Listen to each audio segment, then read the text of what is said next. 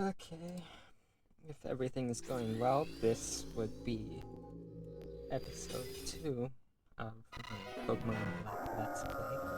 Thanks for sticking around. I'm just gonna put my sphere over here. I accidentally hit my mic. Hold on,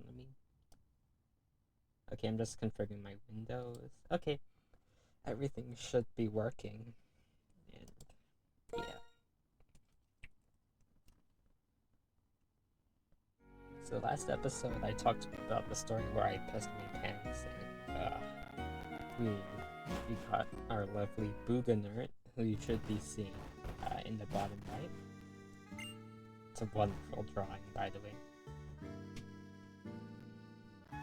Oh, there you are. And what did the professor have to say? She asked you to complete the Pokedex? I can't believe it. Well, actually, I can. I already knew she's going to ask. That's why I brought you three of these town maps. Take them with you. I thought she said like she brought 3 of us these town maps, but like she brought 3 of these town maps. She was referring to the town map, so that's why I was confused. Oliver obtained the town map. Oliver put the town map in the key items key.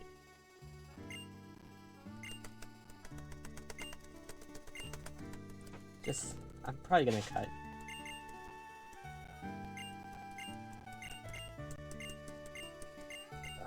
Okay, got that over with. If I use the town map, I always know where I am. That's certainly helpful. Shall we head to Route 1? The professor's waiting. Let's go. Oliver, hurry up and come too, okay?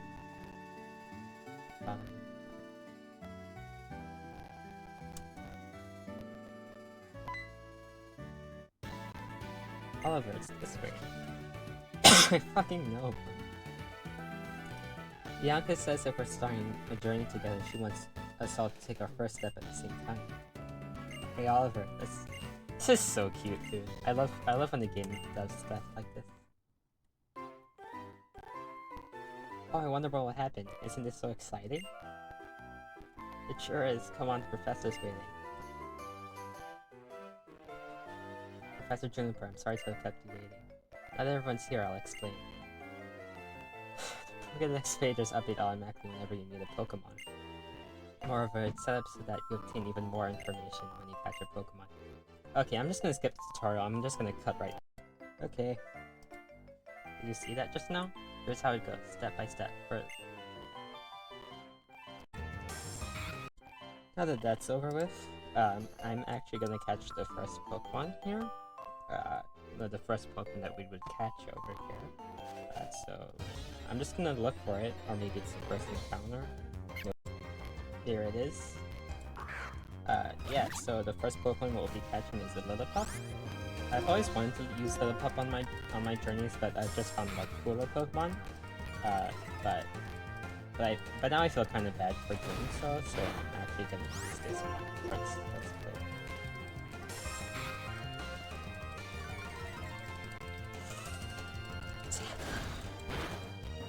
Okay, now it's active.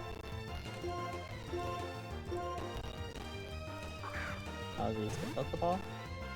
Don't let me down, please. I have a Let's Play. I need to keep my audience entertained. There we go.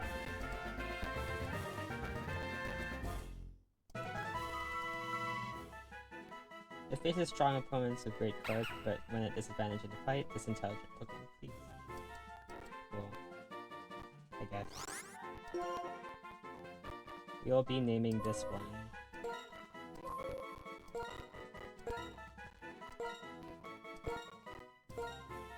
Klingit. I love Klingit. Here's Klingit. Hold on. Whoops. Fuck, I don't know how to use OBS.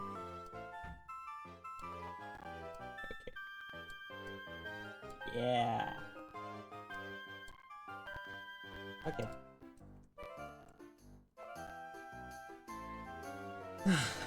So now we're gonna get to Accumula Town. In the second. So Plingus doesn't have the best nature because he's not really ever going to be using special attacks, but it's whatever, I guess. And after that tutorial, we're gonna buy our items, I guess. No, we don't need Pokemon.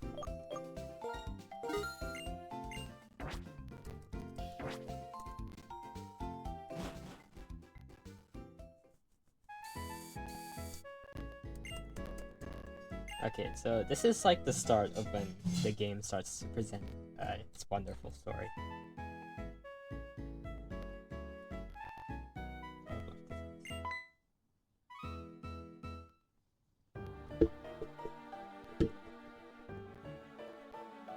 My name is Getsit. I am here representing Team Plasma. Today, ladies and gentlemen, I would like to talk to you about Pokemon Liberation. This is fucking, like, it's insane, considering, like, how... I'm just gonna... how it, like, questions what the entire Pokemon game, and it's a... It questions, like, something about Pokemon that could... I don't know how to articulate. I'm really bad at this, I'm sorry, but... like, it questions the morality, of, like, how you play the game, and if like what the game mechanics revolves around is right or not, which is insane. I'm sure most of you believe that we humans and Pokemon are partners that have come to live together because we want and need each other. However, is that really the truth? Have we considered that perhaps we humans only assume that this is the truth? Pokemon are subject to the selfish commands of trainers. They get pushed around when they are partners, or... Can anyone say with confidence that there's no truth in what I'm saying? Now, ladies and gentlemen, Pokemon are different from humans. They are living beings that contain unknown potential. They are living beings from whom we humans have much to learn. Tell me, what is our responsibility toward these wonderful beings called Pokemon? That's right, we must liberate the Pokemon. Then, and only then, will humans and Pokemon truly be equals. Everyone, I end my words here today by imploring you to consider the relationship between people and Pokemon and the correct way to proceed. We sincerely appreciate your attention. Same, dude.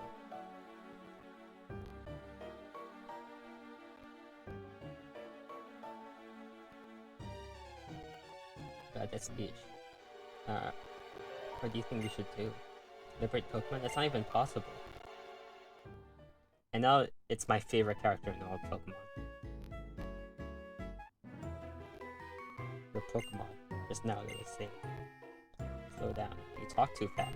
What's this Pokemon talking? That's another thing to say. Yes, they're talking. Oh, then you two can't hear it either. How sad. My name is Zen. My name is Charon, and this is Oliver. We were asked to complete the Pokedex, and we just left on our journey. My main goal is to become the champion. The Pokedex, eh? So you're gonna confine many Pokeballs for that. Confine! Like, one of the core game mechanics, catching Pokemon, and like one of the main characters is criticizing it. I'm a trainer too, but I can't help wondering, are Pokemon really happy that way? Well, Oliver, is it? Let me hear Pokemon's voice again.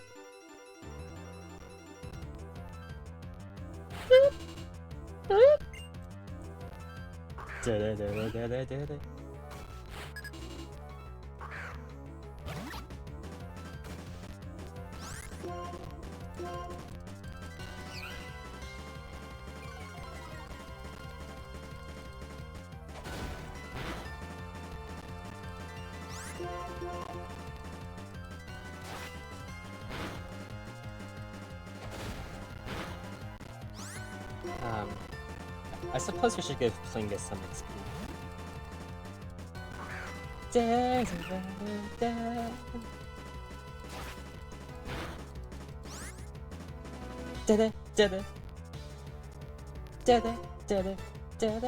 Oh fuck.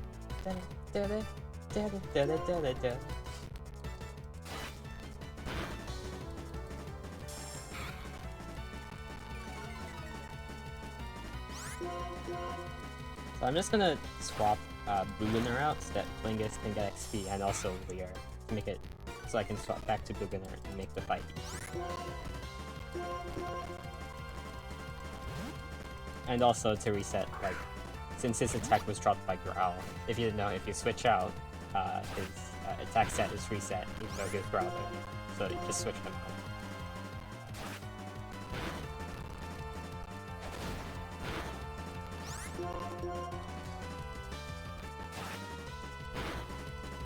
Thank God Perlin is just so weak. Even though he's level higher, like, it's so easy for Booganer. Water gun.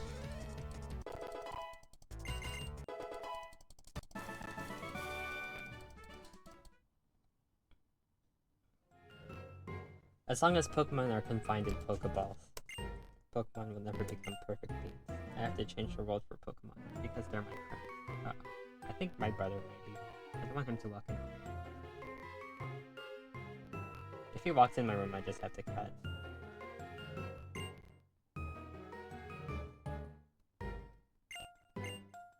Trainers come and help each other out. Listen, I'm going on ahead. I want to battle the gym leader the next time. Let's try and sit. Aim to battle gym leader after gym leader. That the best way for a trainer to become stronger is to challenge the gym leaders in each area.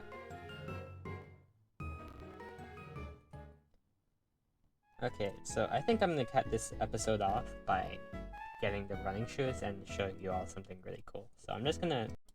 Okay, just acquired the running shoes. And now I'm gonna show you one of like the coolest parts of like this entire game. Even though it happens multiple times. But it's always one of the coolest parts. So this is already a great town theme, even with just this. But when you talk to the NPCs here, they actually add an instrument to the theme. This guy's gonna add the drum.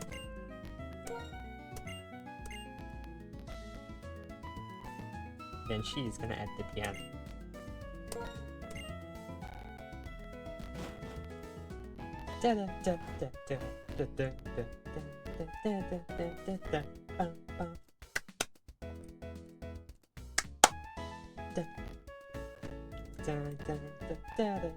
I love this game so much. There's just so many details like this. I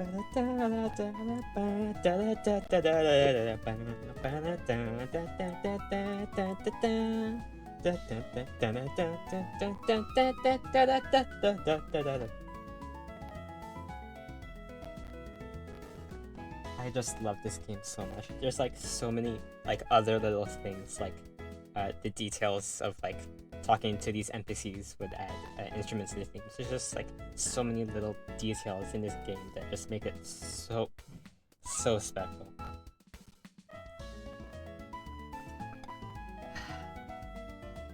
Anyway, I think I'm gonna end episode 2 here because it's getting really late and like more and more people are coming home and I don't want anyone to walk into the room and ruin my recording. So, bye. Because you know, that's what Professor Juniper does.